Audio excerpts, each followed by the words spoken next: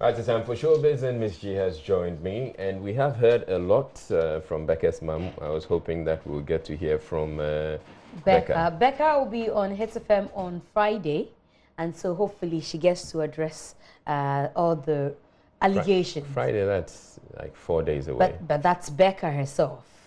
And we might get the exclusive now that she's promoting License. And so when she comes through on Friday... Could this also be some hype? This is too serious for anyone. Family issues, calling your husband a thief. She comes out and says, I forgive my mom. Oh, definitely she would have to forgive her mom. Her mom and I is apologize for the way I've treated my mom. And that's all.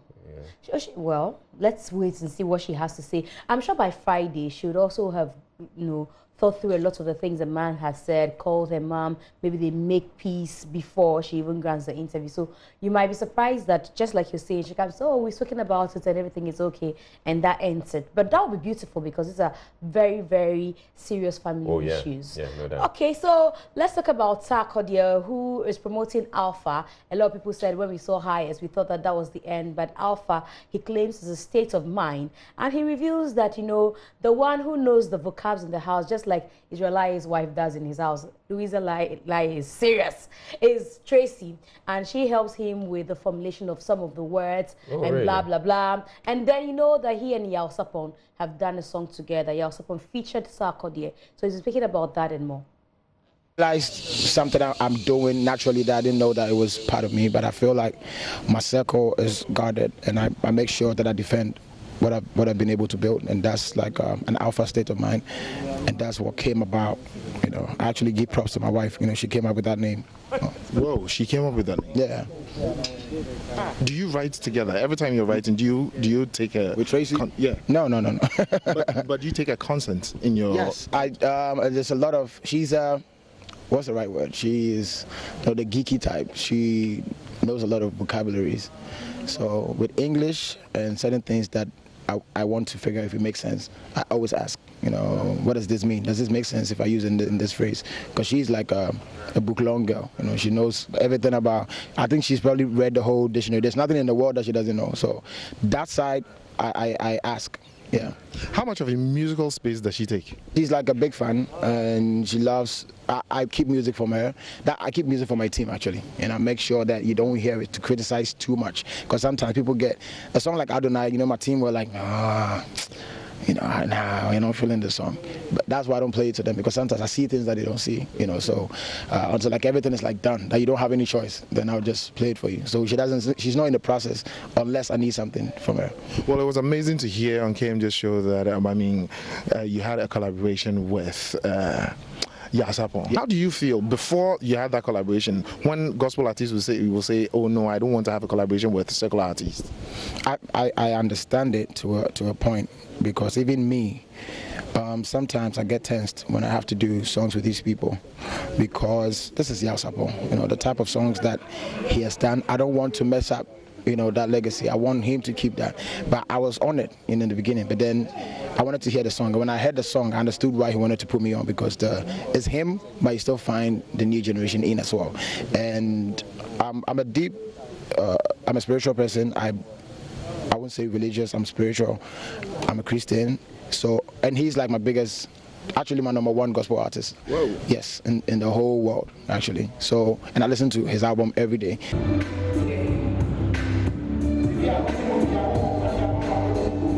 All right, so that's Sarkodie at the MMC Live over the weekend. And just at the MMC Live, Strongman decided to drop that song that got everybody talking, and Don't Try.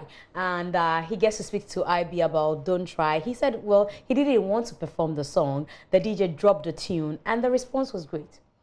It's a beef song, so most of the times I personally, I didn't want to even perform it. But since the DJ, dropped it, I was supposed to come back. And I saw the response, so I just took it from there. Is the beef over? Right now, it's on, should I say, suspension for now. Why? What is happening? We talked about women, so you see, like the women are not finding it that lively with the beef anymore. So we need to put it on hold for a while. Like we need to cash out something, you know, from our music. So we need to put the beef aside and, you know, look at the bigger picture. Strong, I want to know, was the beef just for the business, or it was really an emotional thing that you had to pour out? For me, it wasn't that emotional, but it wasn't business. He did a diss song. I tried to reply. I didn't know Ghanaians were going to love this beef. You get it? He did a diss song to me. I felt like, no, I don't know, also let me also enter the booth and say something. You get it? So we were all we were doing back and forth with each other, and all we know is, you know, Ghanaians were buying into the beef.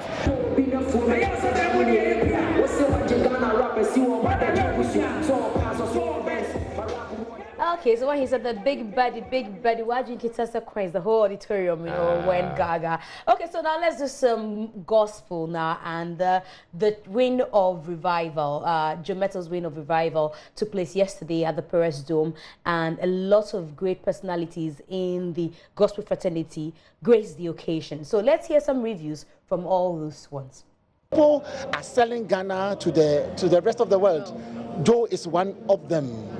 His music, the platform he has stood on, it's so enormous. And so if he's doing some things of this nature, we all need to support him. Amazing, very powerful, great attendance, also administrations.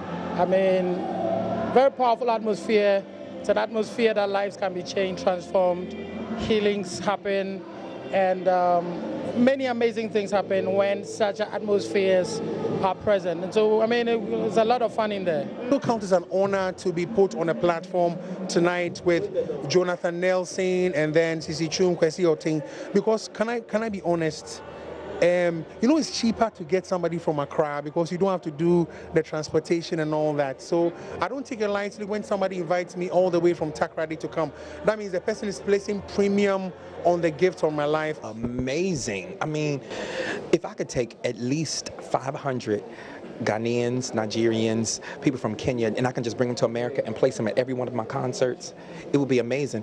I think in America we have a problem in the sense of there's been such privilege there, such blessing, and a lot of times, you know, when you come and visit these places, it's still people in the room that are still experiencing poverty and very tough times. And so the desperation of worship is it comes from a deeper place. The only way we can work is if we are together. The only way we can do better is if there's support from all the various sectors, from sponsorship to production to everything.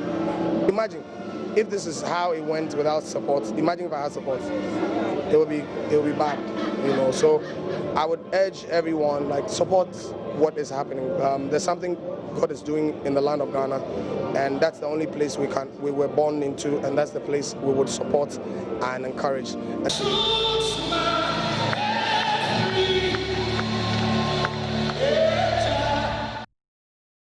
Alright, so we have to expect the Wind of Revival album soon on the market, and definitely we would let them know when it's ready. Thanks for having me. Okay. Thank you very much, Ms. G, for bringing us.